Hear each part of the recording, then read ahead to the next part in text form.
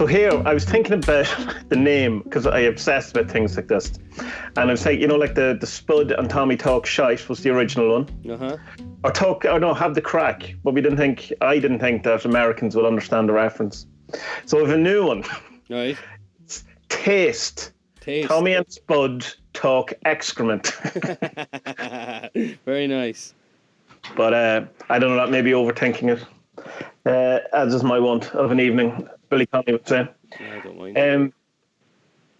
We'll come up with something. Yeah. Right. So, what is this? What are we trying to do? It's basically.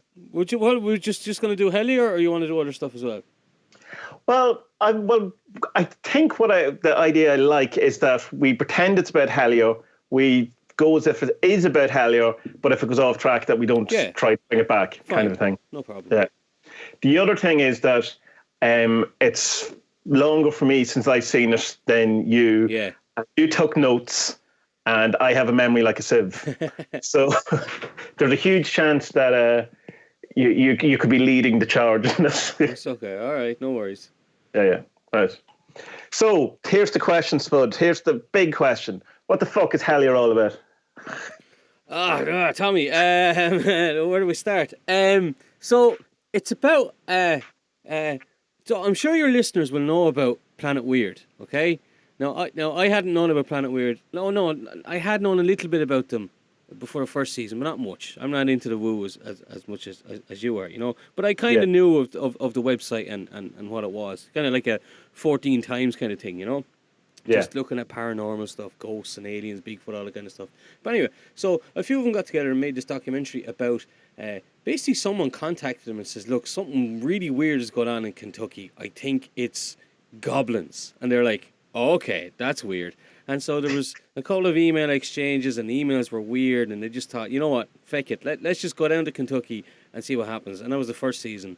And it was that's your man, strange. That's David Christie. That's the email came from him, right? It involves. So Greg Newkirk is the guy behind Planet Weird, and then there's his wife Dana, and she's a hedge witch. Greg is like a paranormal investigator. His wife Dana is involved in it as well. She's a paranormal investigator as well, but she's a hedge witch. You know what that is? I haven't a fucking clue, to be honest. And then there's two other guys involved in the first season, and another one in the second season. So you have Carl Pfeffer. As Pfeiffer, I would say, no, as in Michelle Pfeiffer, no? No, well, sorry, I'm looking at the German pronunciation, I'm sorry, right. Carl Pfeffer, there's a P in front of an F, yeah, and then you have, then you have Connor, something is a surname, I forget, and then in season 2, they introduced Tyler. Tyler is also connected with Planet Weird, and he does investigations and stuff like that. So, yeah, basically it's just this group of paranormal investigators go to Kentucky looking for goblins, but it could be aliens, and it could be like a government conspiracy. Like, there's major spoilers here. Sorry. It's spoiler-tastic, so we're not going to not spoiler it. So yeah, you have to spoil it to talk about it properly. I assume everyone has seen it who wants to see it at this point, anyway. Well, I certainly think people should see it. Like I think it's well made. It's well shot, and you can see as well from like I think you told me about it first, and I remember kind of looking into their Twitter profiles and all that stuff after watching the first season. I was just looking through and I was like, holy shit, like these guys have only like 2,000 or 3,000 followers on Twitter. What the fuck is going on? They should be way more famous. Really surprised. Like the other documentaries that they did were kind of more YouTube-y, short, 10-minute type things, and it's where that I don't know where that's pronounced, method comes from. It's from the previous ones, and that was mostly with man Carl and the other guy who I can't remember with the beard, Connor, yeah. And that they're very good, and there's good quality to them, and they kind of have the same kind of production value-ish that Hellier did, particularly in the first season. But that like each of the episodes have 300 views. Right. You know what I mean? It's like it seemed like there was this kind of huge jump from what they were doing to what Hellier was. But I suppose it's probably less a jump for Greg and why is my brain not working? What's her name? Dana, yeah. Greg and Dana, because they had probably because they did that traveling paranormal museum thing. They also did a ghost hunting documentary previous to this. Is that so they maybe had, I don't know if I've seen it or not. I've seen so many Bigfoot documentaries at one point. I don't know which is which. What's really strange about Hellier is kind of the way that this David character, David has never met. He's in season 1, and no one has a clue who he is. But he emails Greg Newkirk, the kind of leader of the group, right? But he doesn't email him at his normal Planet Weird address. He emails him at this website address for a website that's, well, it's still up, but it's dead for all intents and purposes. No one is running it anymore, and it was a website from when he was like a ghost hunter and a kid. Him and his friends used to go into just places that were supposed to be haunted, and they, like what me and you have done in some of the videos, go places and try and talk to spirits and stuff. And then so he gets this email out of the blue, and it was an email address he only checked every now and again, and then this David guy says, like, I was given this address because the person who said that, you'd be able to help out. And your man Greg is like, I have no idea who. Because then this is the introduction then of the one of the, like, the kind of the main, not the main character, but this character that kind of links a lot of stuff together. This is the Terry Wrist. Terry Wrist, yeah. And it's weird because, like, you say Terry Wrist is terrorist, and it's Terry or Wrist, and some people pronounce it Rice, so it's Terry or Riced. And it's just like, who is this guy? And the further on you get into it, you find out that he was this Vietnam vet who was, like, supposedly he was like when he came back from Vietnam. In Vietnam he had been what did they call him? One of the guys that went into the foxholes. They would go down with a gun. Tunnel rats. They would go down with a gun and a knife and a hand grenade, go in, try and shoot someone, then throw a hand grenade, shoot as many as they can. And then when he came back after the Vietnam War, he was hired by the government or whatever to, like, go into these caves and hunt for fucking aliens, it would seem, It's mad. So correct me if I'm wrong on this. David Christie, is he the guy who wrote... No, who is the guy who wrote the Euphonauts book that contains the essay that has the only kind of written thing of Terry Wrist? Is that the guy who talked in the second season, is it? Yeah, that's the guy in the second season, Alan Greensburg.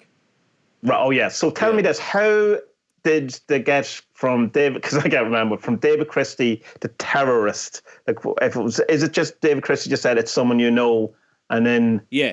He tells them it was Terry Wrist who puts them in.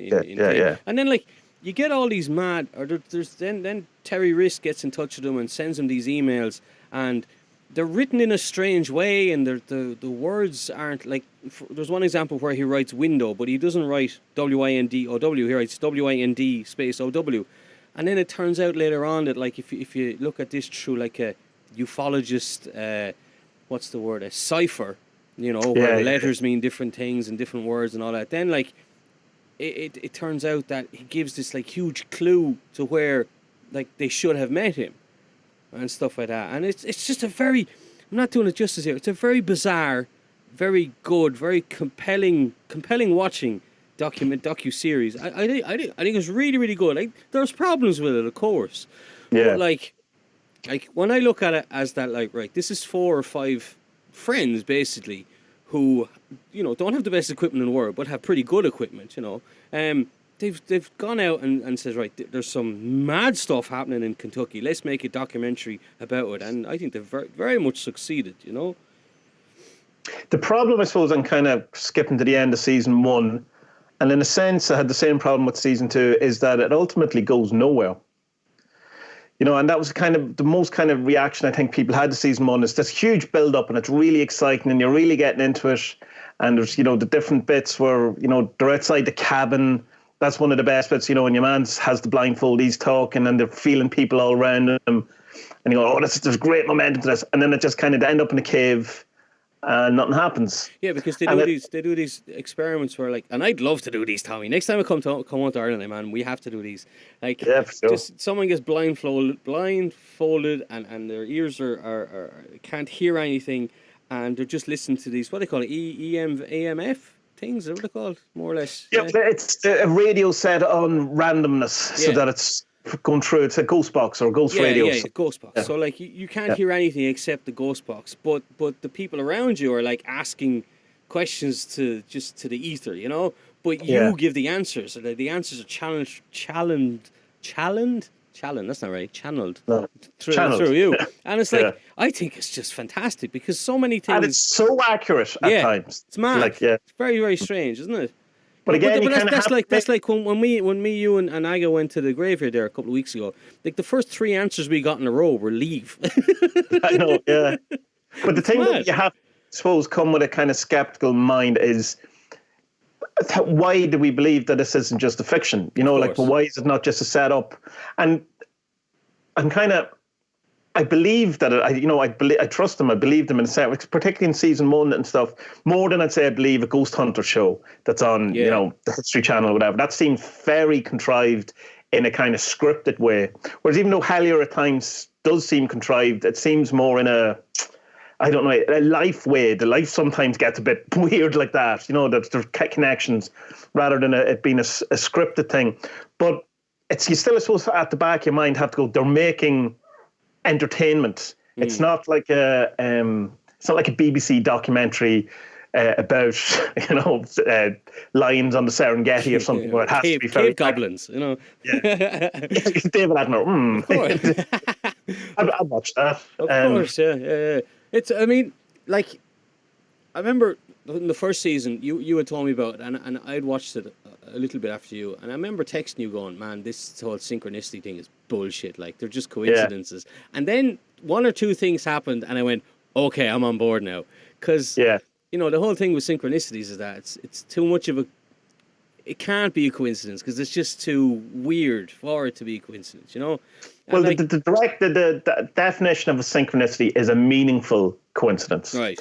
So and not even that. It's Carl Jung came up with it. That's it's originally. So it's a personally meaningful coincidence. So it's something that resonates with the person that it happens to, rather than a general meaning. It's like oh, that means something to me, not necessarily that means something to the world. Like it's you could have a synchronicity that to everyone else in the room appears to be trite or something very ordinary, but to you strikes a chord. And there is definitely a difference between a coincidence and a synchronicity. And I do think that there's a kind of and I kind of find it in one sense a bit kind of hesitant to talk about it because I just feel that Greg will passive aggressively give out to me on Twitter if he hears this. I think Greg's okay. I do. I'm joking, of course. But it's like there has to be a bit of discernment between a synchronicity and just like something odd and reaching. And at times it does feel reaching, and it does like also in the second season too, like with different things where it's like they're looking for stuff to get excited and wowed about. You know what I mean? A synchronicity, for me, personally speaking, is not something that you necessarily go looking for. I think if you go looking for them, you're going to find them. Sure. Because once you focus on something, like it's that whole thing of when you decide you're going to get a new car and you decide it's going to be a particular red Mazda, right? Yeah. Plus, there's things that they kind of miss in the synchronicities. Like Parsons is a big synchronicity, but they never picked up on the guy that you're a big fan of. Jack Parsons. They never pick up on that, and which is very strange for me. If they're like paranormal investigators, how do they not know? Well, it isn't because one thing someone on Twitter, a friend of mine, Kelsey, said that they did mention it on Twitter, and that there's a reason why they don't talk about that as a link. Yeah, but so I don't know. I didn't see that. Has he seen the edit or something? What's going on here? No. No, Greg said it on Twitter. Okay. That's the reason why. Okay. There's one like big. There was one of the kind of big synchronicities that they got that I just completely dismissed because, and I'll tell you why. Because they were going on about the Green Man, and Tyler was one of the guys, and he went off to the supposed coordinates that Terry Risk gives, which turns out not to be coordinates at all. But anyway, they went there and they searched a bit. He got lost in the forest. He got a bit freaked out, and the sheriff kind of forced him to leave town and all that stuff. But he happened on this house. Again, that happens off camera though. That's so suspicious of it. You have to be suspicious of that. Yeah, I mean, he could have. There'd be no reason why. Like you are. Yeah, you're allowed. You're allowed. Came from, I don't.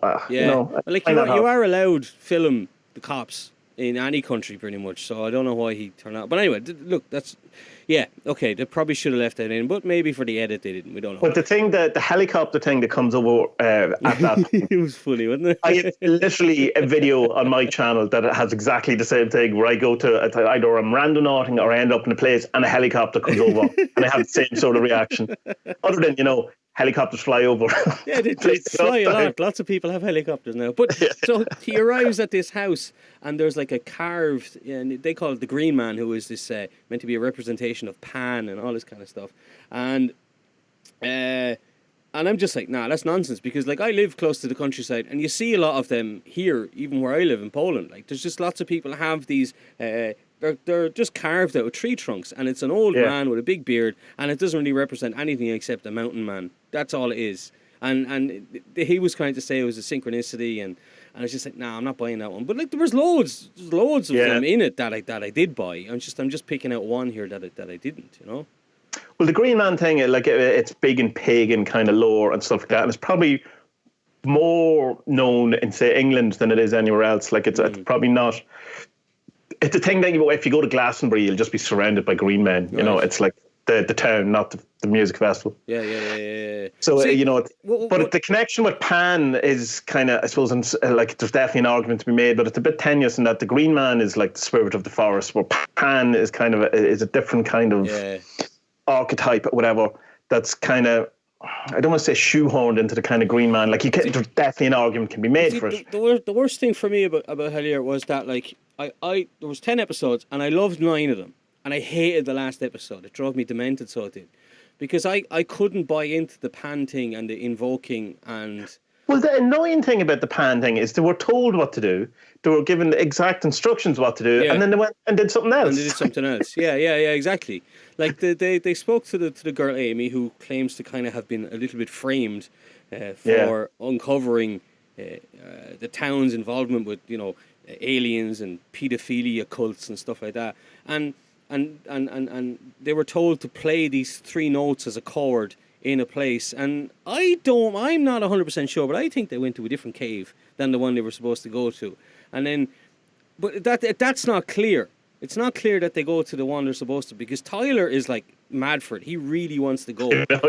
And then this is what we do. Yeah. And then it seems that they don't go there. They go to a different one. And maybe they were scared. Now look, come on, I'd be scared. I don't think I'd go into a cave to see aliens unless I was fucking armed to the teeth with guns. Not that I'd want to kill an alien, but it's just if something came at me, I'd want to defend myself, kind of thing, And so I don't think that they went to the proper place. And this whole invoking Pan, I can't buy into it, because if it's aliens, they don't give a shit about Pan. If it's goblins, they also don't give a shit about Pan. The only person who gives a shit about Pan is Dana. And like, well, here's the thing. I'm going to slightly disagree with you here. Okay. I'm going to give you a bit more of the context, in a sense of what that is. In the kind of magic idea, in particular of in a grimoire sense, as in the grimoires, there's an idea of hierarchy. And that there is, you will always say in the Goetia, which is a well-known kind of book on demons, it gives a list of demons, and it gives kind of what they rule over. So he has 40 men or 40 legions, or under him and stuff like that. And the idea is that you go to, say, sort of 4 kings of hell, and say you go, well, I want to work with a guy. I want to work with someone under Lucifer. So John. You go and you talk to Lucifer, and you go, I want one of your mates to help me out. Right. I need your authority, tell him to do that. Okay. And then you don't deal with Lucifer, you deal with Lucifer, Drofakale, or whatever, one of the things underneath it. So the idea of Pan then is, and it's not, they talk about Aleister Crowley, and it does my nutting that they all call him Crowley. It really does. I have a thing about people pronouncing Crowley's name incorrect. I don't know why it annoys me so much, but it does. Anyway, it's Holy Aleister Crowley. So... But he talked that he had his whole thing of Eopan, it's in a number of things, in the Star Ruby and stuff. And it's about that kind of authority thing of where you go to the top man before you kind of, work with anything else. It gives you the authority. It's like, in a sense, say like a Moses type figure. I understand you. I understand you completely. I wasn't sure about that. Okay, I get that. And I'm sure that they did kind of mention that kind of stuff as well. But they do, but kind of breeze over it. So it's giving them an authority in a space, but they kind of then made the ritual about that's usually like an opening kind of thing. Yeah. So then they made the ritual about that. And what was mad as well is that they didn't, like, they started noticing that they felt kind of sick after listening to this fucking C chord for half an hour or whatever. And it's like, well, lads, in fairness, you know, you're in a cave and you're breathing in noxious fucking gases and they're using those petroleum-based candles, which I fucking hate. Like, everyone should know that you should only ever use beeswax candles, because the petroleum ones, you may as well be sucking on a fucking exhaust pipe. They're really bad for you. And if you're doing seances or I don't know, sacramental altar and doing whatever you do, like, if you're breathing in that stuff, it's very, very bad for you. Very, very bad for you. And you will get sick. And you're down in a cave where the air isn't good and it's not moving. And I'm really not surprised that they all felt really bad. But anyway, but then you come to the end of the episode and it links back to episode 1 and of season 1. And if they had gotten something right then, there would have been no reason for the whole of the 2 seasons, you know, because but that's revealed, but that's okay, because like, I really enjoyed the first couple of episodes in this one because it was about the investigation, and that's just the kind of person I am. I have these kind of journalistic aspirations, you know. I like slow investigative stuff and step by step, and they're going through how this connects to this, who we should speak to next, and where we should go. And I like all that stuff. I know you didn't like the first couple of episodes. No, what I found it hard to kind of the first couple of episodes were just, felt like it was a recap, which it was, and then it kind of, I don't know, it's the whole thing of it being season 2 set before season 1 had come out. No, not came out, but before anything that happened in season 1. Okay. I found that a weird kind of juxtaposition's not the right word, but a weird kind of. So season 2 starts before season 1 in a sense, and it kind of was kind of going, that's a bit odd. So they're talking about season 1 coming out. Yeah. They're still editing season 1 when season 2 starts. It is strange. By episode 5 of season 2, season 1 still hadn't come out. Yeah, that's mad. Yeah, but I suppose I know how that works. I mean, I understand the logistics of it, but there was just kind of it felt like because I felt like it wasn't progressing in a kind of a sense. And I also, I suppose, had at the back of my mind that if anything major had happened, we would have heard about it. Of course. Like, that's the thing. Like, I mean, you know, why aren't you going to these places with a scientist? But what kind of a scientist is going to be like, yeah, right, lads, I'm not going with you. You know, but I don't know. I mean, like, as soon as a scientist looks into any of these kind of things, he's immediately called not a scientist. I suppose, but like, I enjoyed this season far more than I did season 1, because season 1 for me, the first 3 episodes, I think they were fucking edge of the seat, scary stuff. I remember it was around this time last year, and I used to have to go down to the basement and turn off the Christmas lights outside, and I used to be going down. I used to have my flashlight on my phone turned on, and the lights were on. I had the flashlight on my phone, and I would usually carry something kind of heavy, like there was a poker. Honest to God, a poker beside the fire, just in case I was going to get attacked by a little alien goblin, because it fucking freaked the shit out of me. So it did.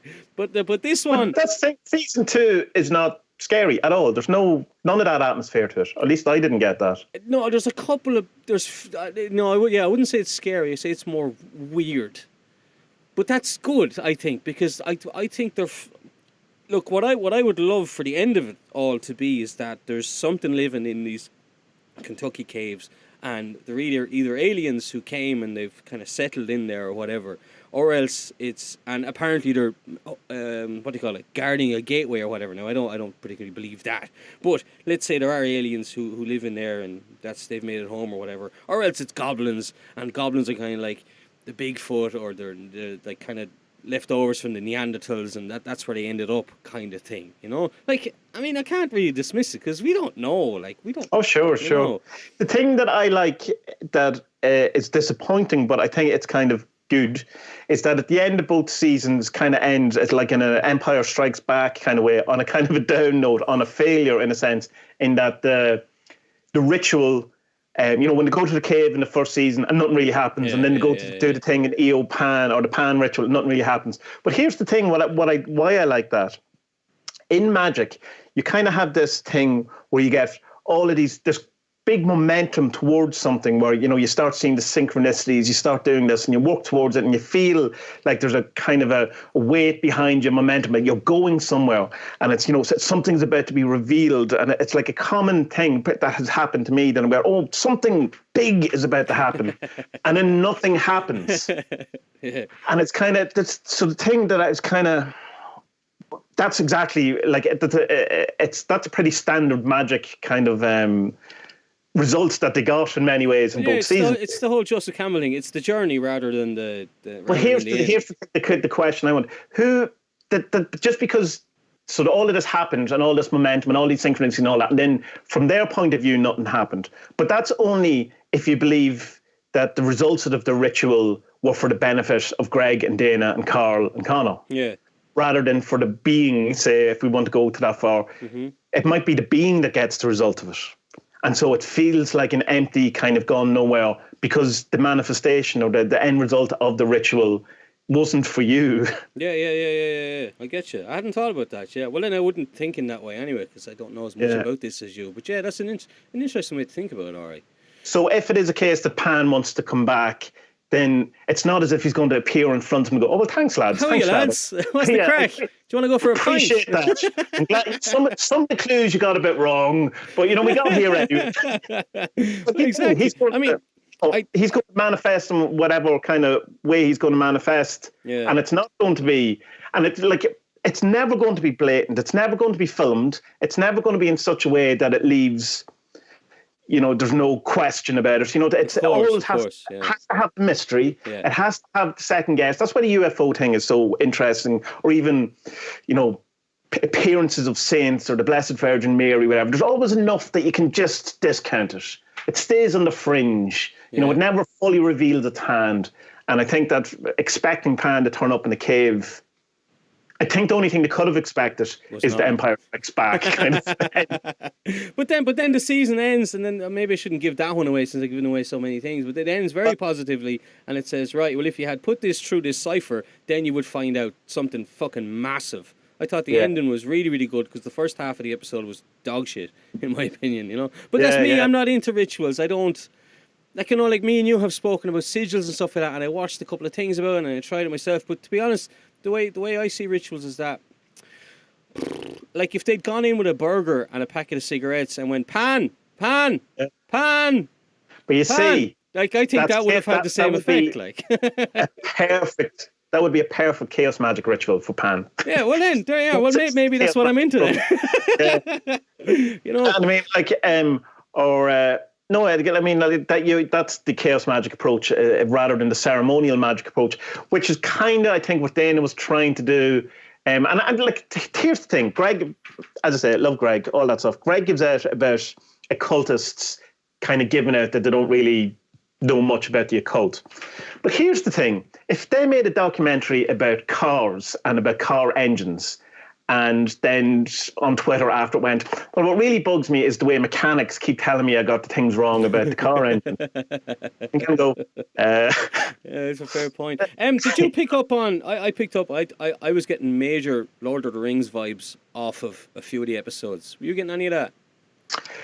No, but it's not. It wouldn't be something. I don't think that way. I suppose. Like I'm not. You don't like Lord of the Rings? No, I do. But it's the same as Star Wars to me. It's kind of, I'm aware of it.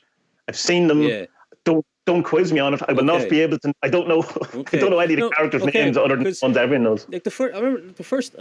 I was a very weird kid growing up. I read Lord of the Rings pretty much once a year for about 5 years in a row. There at one stage, it was intense, like but I always had this thing that Tolkien always said that he found the books or that he translated them. I don't remember, and I kind of convinced myself that there was magic weaved through this book. It would I'd be wide awake reading the book and then suddenly I'm asleep, kind of thing. Right. There was something in this book that there was magical, and I was getting a bang at that off of this because they were talking about the goblins, which are like dwarves, what we can say, from the books, and if you play music in the caves, something would happen, which is just like I get that. I just want to point out that I'm alone in not feeling the Lords of the Rings are that magical. It's huge in magic. It's chaos magic. Right. It's all about, so it's just me. So don't take me as a, There was something I wanted to ask as well. Because they talk in it about many people have told him that, right, what you're doing is an initiation. You're doing like a kind of bunch of rituals so that you're initiated into something. How does that sit with you as, a practitioner? Well, initiation, and there's kind of two kind of approaches. Initiation, like say you join an order, like the Masons say, because that's the one people know, and you go in and they do a kind of a ceremony, which is a mock sacrifice in many ways. So that's kind of you're initiated into it. But initiation, like I was going to say proper is the wrong word. One style of initiation is when something fucking disastrous happens in your life and your life falls apart and you're thrown into it. You have to deal with it and you come out. It's like you I don't know, you suddenly find out that, you have cancer and you've probably 2 years to live or 6 months to live, and then you beat it. And then you become a different expression of who you were, a different person. You're all the better for it, all of that. That's an initiation. So it's kind of like there isn't enough, in a sense, threat or destruction, or their lives didn't fall apart for it to be, in a sense, that type of initiation. Okay. So, like there's no... well, you don't know what's going on behind the scenes, whatever. Like Greg does seem to be freaked out an awful lot of it. And as I said to you, messaging you, I hope he has a nervous breakdown, because that would be a proper initiation. It's like, that would be actually That'd be great TV, yeah. Yeah, it's like when literally everything falls apart and the ground is taken up from every thought you ever had is challenged. Where you find out that your best friend has been shagging your wife for years and your entire world falls apart. That's an initiation. Right. Not necessarily going around looking for Parsons written on windows or on the floor or spoons or. But I mean, who's to say? Who's to say? Does it all have to be kind of I don't know, as grand or as big as your life falling apart? That seems more like an initiation to me, because the point of initiation is there's no going back from it, and you're a different person out of it. Yeah. Okay. Yeah, because for me watching this, okay, well, I mean, it could be an initiation in the same way, playing like GTA 5 or something, and you have to do so many things before you're allowed to complete the mission. Like that's or join a gang, for example. But is that not more a probation than initiation? Yeah. Okay. So that's a common misunderstanding then of the word initiation now, isn't it? It's been associated with this. In the Magic Party would have a probationary thing, which is finalized by an initiation. Yeah. So in a sense, you could say we're heading towards an initiation. This is all. And plus as well, what works against this is that it probably isn't an initiation, because if they had done the cipher to the email at the beginning, then they would never have had to have gone through all these steps. That's it too. Plus, well, I mean, there is. I mean, you know me. I'm a big fan of Joseph Campbell's The Hero's Journey. I love that stuff. Yeah. So there is all of that throughout both seasons. It's like, right, they're going here. They're learning about themselves. They're learning about these phenomena and phenomenons. And so they are, and they're coming out of it different people, because every day you live and you learn, you come out a new person at the end. Live and birth and die and death. I know, but a shitty day at work isn't an initiation, although you may be a different person. You know what I mean? I don't know, man. Everything is perspective, isn't it? Oh, it is. And I mean, that's why I'm a huge fan of chaos magic, in that, because it's totally about the subjective experience. And that if Greg thinks it's an initiation, then it is, and it matters not what Tommy Kelly thinks an initiation is. And from it. So his point of view is what matters in that. Does he think it's an initiation? Well, yeah, that is kind of what matters. That's the whole existential kind of thing, isn't it? Nothing matters until you say it matters, That's, Yeah. Which basically, but there was something else I liked and I hadn't known about as well. Is that the good and maybe you probably know this? Good aliens come from Sirius and the bad aliens come from Orion, or have I that the wrong way? I don't remember. I don't know either, but there's any number of different I kind like of. that. I thought that was cool because Always there like there's 38 different categories of aliens that you can get. You've the Nords, you've the Swedes, you've the Blondes, you've the Ikings. I wish they had spoken about the Cygnus constellation, because apparently Newgrange in Ireland, that's pointed at Cygnus. I think, Right. as far as I know, that's There's an interesting thing about Orion and what was the other one you said? Sirius. Sirius.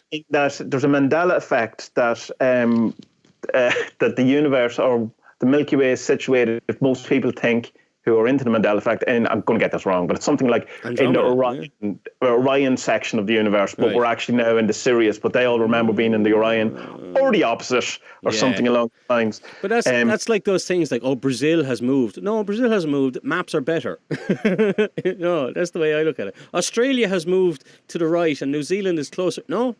Maps are better. And Australia has cracked. There's no stuff at the bottom of it. There was something though, the astrology thing kind of lost me. But this will go back to your point as well. It's more that like, right, well, if you think it's important and it works, well then go with it. See, I have a big problem with astrology in that, you know, astrology is supposed to have 13 signs, and then that's only if you look at that type of astrology, because you can look at you can look at the Celtic signs, which are totally different and have totally different dates. And I think there's 13 in Celtic's one, is there? Oh, I don't know. I'm not. My astrology is woeful in that I'm sure there's something to it in some way. You know that old quote of millionaires don't believe in astrology, but billionaires do. But it's just kind of I don't know. Astrology is Astrology is the type of thing that I probably wouldn't believe even if it was true. because and I'll tell you why, but in a deliberate sense, because I do not like the idea of knowing something bad's going to happen, because invariably I will create that. Okay. It's like, this week's a particularly bad, workout for you. Yeah. I go, right, I'll make sure that happens. Yeah, but it's like this. Transurfing has a lot of that as well. It's if you wake up in the morning and you have a great outlook about all the great things that's going to happen, you're going to have a good day. If you wake up and you're like, well, fuck this shit, you're going to have a bad day. But there's the thing in the transurfing thing, or in any of that thing, is that you can have a worse day because you start off as a positive thing because your hopes are dashed. Yeah, you're expecting too much. Yeah. And you're like kind of going, your whole outlook can be destroyed. Yeah. And there's that thing in reality transfer, which I think is awesome, and it's not in any of the other kind of law of attraction stuff like that, is the whole thing of don't place undue importance onto anything you want. Yeah.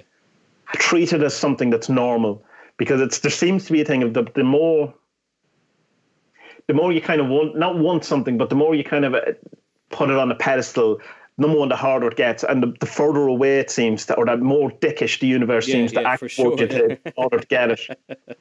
Like a perfect example, it's a bit tangential, but my mum never ever has Bodie, my son's, breakfast ready to go when I come down on the Monday, because she looks after him for a couple of hours.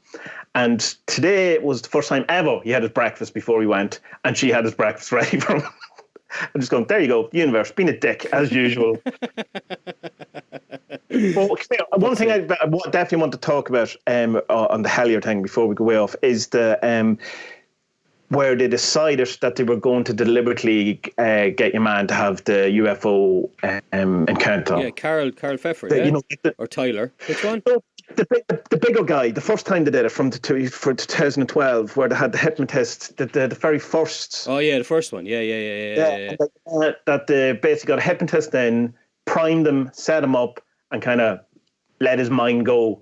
And he came back, and he goes, "Many hours was that?" And I went, "That was 20 minutes." And he go, "Fuck off," or whatever. I thought that was brilliant in the thing of. Well, number one, how susceptible we are to, in a sense, I'm not going to say false memories, but imprinted memories, or how easily we can accept that things aren't that real or real. And then you have to kind of go, well, how much of what we think is real is something that's similar to that? Like, it's like, where is reality? And it's like, you know yourself, like for years, like I used to drink cans of Coke the whole time, and it took me such a long time to switch to bottled water, because it was just the first thing you'd reach for when you go into a shop for a drink. Coke, Coke, and you're like, what the fuck am I doing? Like, I'm rotting the teeth out of my mouth, you know. So yeah, it's mad, you know. And the whole false but the hypnotist says something.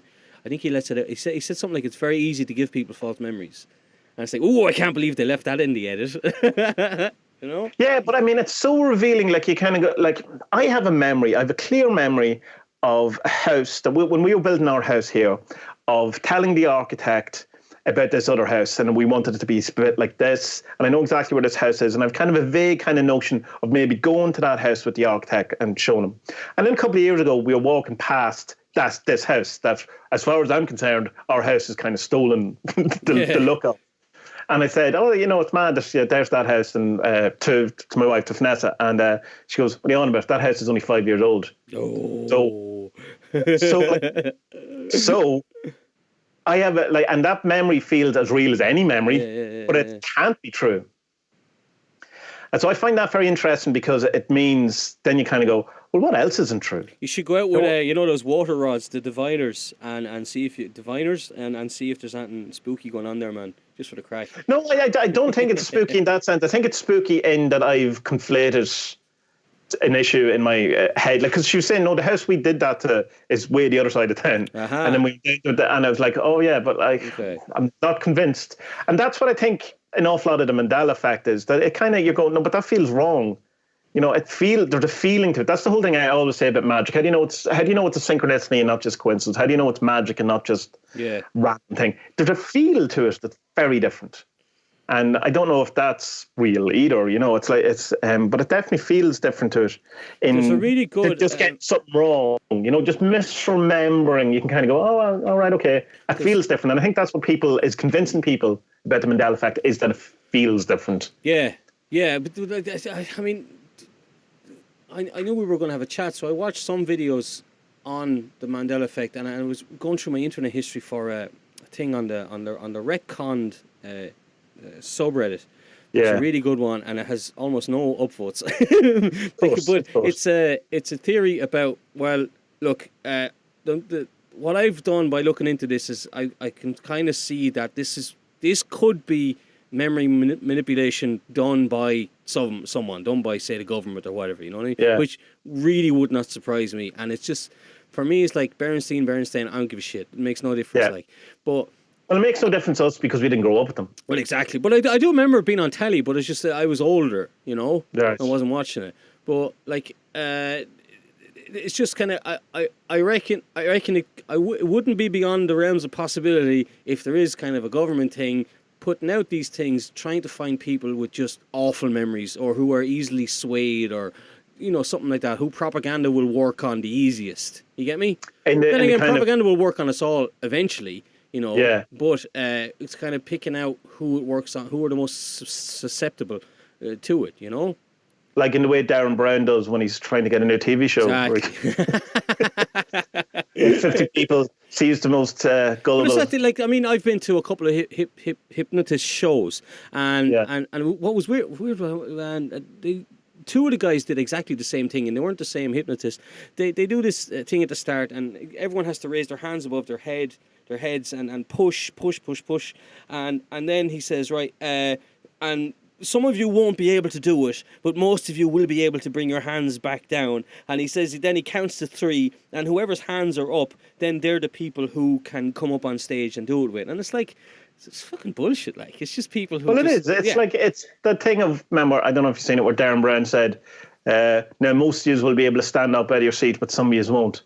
And then loads of people weren't able to stand up and had the ring channel. I did this. I was at home with Aga and my housemate. And I convinced them that I couldn't stand up. I was fine. You know, I could stand up at any minute, but I convinced them I couldn't stand up. But like, I mean, there is that thing. I'm sure there was people who couldn't stand up, but it's not because Darren Brown is, has amazing powers. It's just because some people believe anything, you know, particularly if it's from an authority figure or whatever. Like, the scary thing about all of it is that it's easy to laugh at someone who can't get out of a chair because Darren Brown said it on TV, but we're all probably doing something. Yeah, sure. That's equivalent to that. We're not unaware. It's like if an alien came down and had a look I wonder, is there something glaringly obvious to them that we all take for absolute granted? Like, You know what? like, You know what? You know what? You know what? just go, that's such a ridiculous thing to have. Do you know what I think it is? And I've spoken to this with Ag a couple of times. I reckon it's music, because Right. I think I don't think they would get music, because like we're the only animals that make music, as far as you know. And of course, birds sing, but birds sing. That's their way of talking or communication. Yeah. Well, no, that's the way of saying "fuck off out of my land." And I know, and whales and dolphins, they sing differently than how they communicate normally. So Right. there's only a couple of animals that do music, but they don't do music; they sing. I think there's definitely something in music that is otherworldly, or maybe it was given to us. I think it's absolutely. Like it's so strange. Music is so strange, and it's probably the only thing that everyone likes. You know what I mean? We might like different things, but not everyone likes football. Not everyone likes films. Yeah, but everyone likes some type of music, of course. Yeah. So you know? yeah. You know, it's like, or it's the only thing that can have such a kind of effect on people. Like it's like you can, be excited about a football match, or you can, really enjoy a film, but something about music just does something strange. It speaks on like a completely different level. I definitely think there's it's either some type of weird magic, or else it was given to us and we're not using it properly. You get me? Well, it's not one of the theories. Is the whole thing of the Egyptian pyramids is to do with sound, and that's how they were moving things about. Yeah. They say a lot. The Egyptian pyramids don't. Come here, back to Hellier for a second, because yes, the way it focuses. Did you just look at your notes? I am, yeah. The way it, like Kentucky's a fucking weird place, isn't it? Because I had heard of the Mothman prophecies. I didn't know what it was. I looked up other documentaries and watched them as well.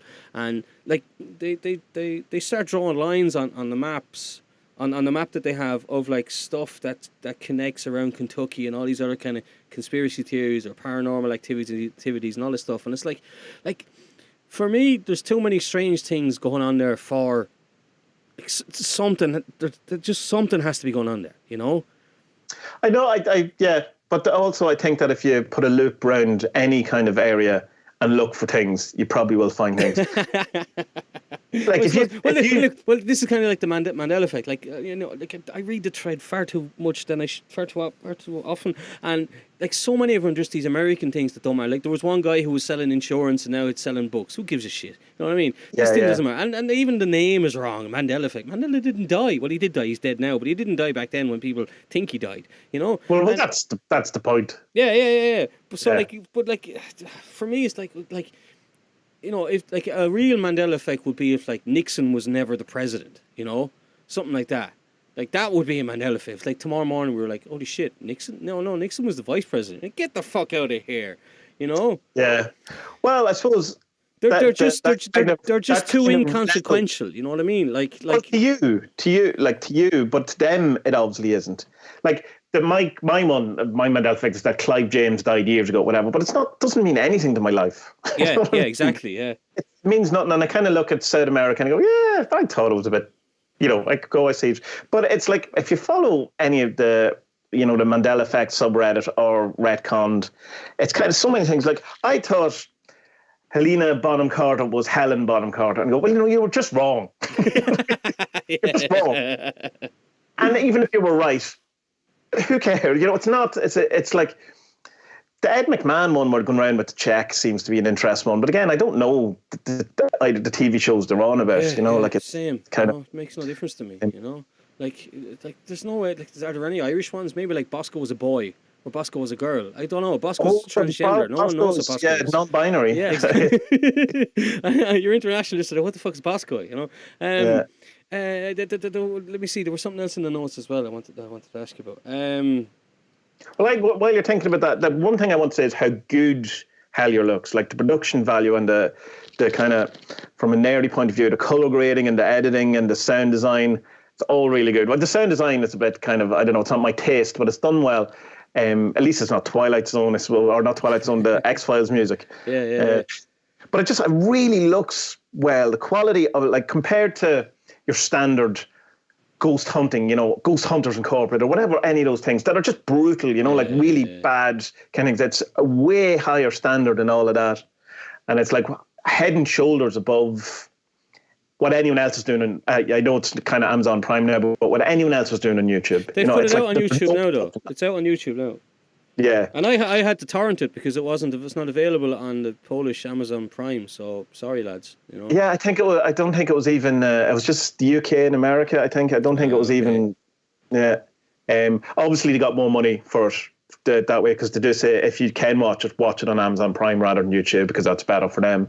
So there's obviously some. I wonder what way did it work though. Like, did Amazon come to them or did they go to Amazon? Because Amazon will pretty much take anything. No, I assume it's just. Amazon have a better rate than YouTube, but I'm not even sure. They give you for so many plays they give you X amount of money. It is better than YouTube for sure. So as far I was thinking maybe no one ever talked to Amazon. They just said, well, we put it out in 2 weeks on Amazon, make some money, and then put it on YouTube. Like, it doesn't maybe that's what it is. Yeah, maybe so. And fair play to them. I hope they make an absolute packet out of it. Yeah. It's easy to kind of slag off Hell, and I don't think we slagged off Hellier, like we talked about, but it's really good, and it's like it's made for people like me, you know what I mean? And it's so enjoyable, and it's like when you have a kid and stuff like that, and you're working and you're trying to do all the things that I do, you kind of let an awful lot of TV and stuff just slide, and you all get to it. Like I haven't seen any of the new Watchmen, which like I would have been all over, and by all accounts it's amazing, but I've seen all of Hellier within a couple of days. So I mean, I made a point of watching it, and that I haven't done that with a TV show in I don't know since last year, probably from season 1 maybe or something. I really liked during the interview with Alan Greenfeld, and he's a guy who to go back to Terry Rice, he interviewed him for his book many years ago. And what I really liked, and I don't know if Alan did it, or I don't know if the Hellier guys did it, or I don't know if it was just happened per chance, but behind Alan there's a digital clock, and it's flashing. Oh, yeah. And it's flashing. So it looks like it's just been plugged in or whatever, or the power went or something. And I love that because that meant that they couldn't edit it in a bad way, you know? Ask the question, you go, oh, is it going backwards? Yeah. And there was a couple of times watching it, I even reversed it to check. So I did, you know? But it was all sequential. I know it jumped an hour kind of at one stage, though. I think it was like 4. No, it did. There are a lot of time jumps, but they're all kind of done chronologically, you know. And I thought that was really, really good. And I don't know if it happened on purpose, or if one of them did it, or if any of them did it. Or maybe that's part of his deal. If you record me, I never know, man. It might be Zach. You know the comedian Zach. If you ever are being recorded, that's a great idea how to. Well, yeah, this is. I was just going to say, you know, the stand-up comedian Zach Galifianakis with the beard from the Hangover. That dude. Yeah. So for his first comedy special, he came out wearing like a beanie hat, a scarf, a big fucking huge winter jacket, and as the set progresses, he's taking off his clothes at different moments so that they couldn't edit the end jokes at the beginning. You know what I mean? All right, very good. I thought that was cool. There's other things I really liked about Hellier's was these kind of ghost boxes and the ghost. What was the God helmet? The God helmet was savage. That was so cool. Like I'd love to have a go. Like me and you were even googling how to buy them, how to make them and stuff. Yeah. You know, like what a cool thing to try and fucking freak you out, man, wouldn't it? Well, yeah, it would freak you out, but when you look into it, the kind of seems to not be that impressive when anyone has done any kind of actual studies on it, though. Unfortunately, boo, yeah. Rain on my parade, man. Yeah. See, I like that stuff. Really fascinates me because, like, I think it's the second last episode. They get the director, the Carl Pfeffer, to go under hypnosis and to look for clues and stuff. No, he's looking for clues, isn't he, about where the goblins are, where the aliens are. And I think they picked him because I don't know, but maybe he's the most kind of skeptical of them or something. But they picked him and they put him into this deep, deep trance, and he starts coming out with these answers that are just like, whoa, man, what the fuck, like, you know, how, like, you know, and even though, okay, like, hypnosis is just this major power of suggestion, but at the same time, it's like, because I said to you a couple of weeks ago, hypnosis is bollocks. But now I'm after watching this, and I'm just going, yeah, maybe there's something there. You know? Well, my answer to you when you said hypnosis is bollocks is I said, well, stage hypnosis is bollocks. Yeah. Of course. But of course, there's something to hypnosis. I mean, there's advertising is practically based on hypnosis in the sense. Have you seen Adam Curtis's Century of Self? No. Of the Self? No. Oh man, watch that documentary. Right. That's it's basically the idea is that how they manufactured the modern world in the early part of the 20th century. Yeah, because isn't the guy who invented modern advertising, isn't he like fucking, not Carl Jung, the other one, his teacher, what's his name? The sex guy.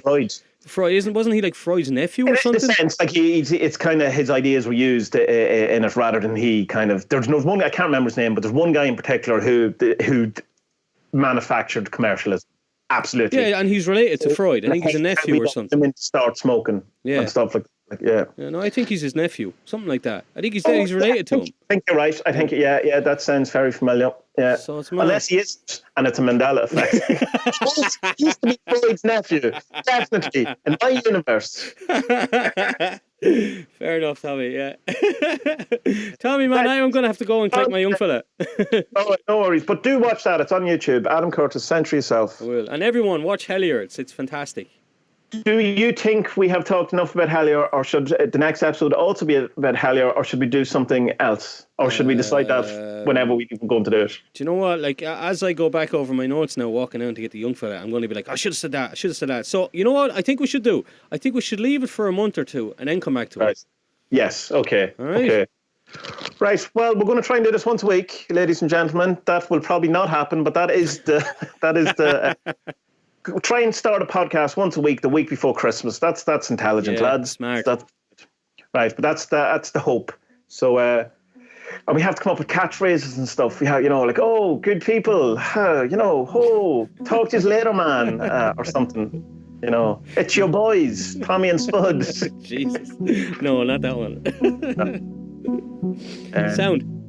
Right, go collect your child. I will. Good luck. Bye, everybody. Bye.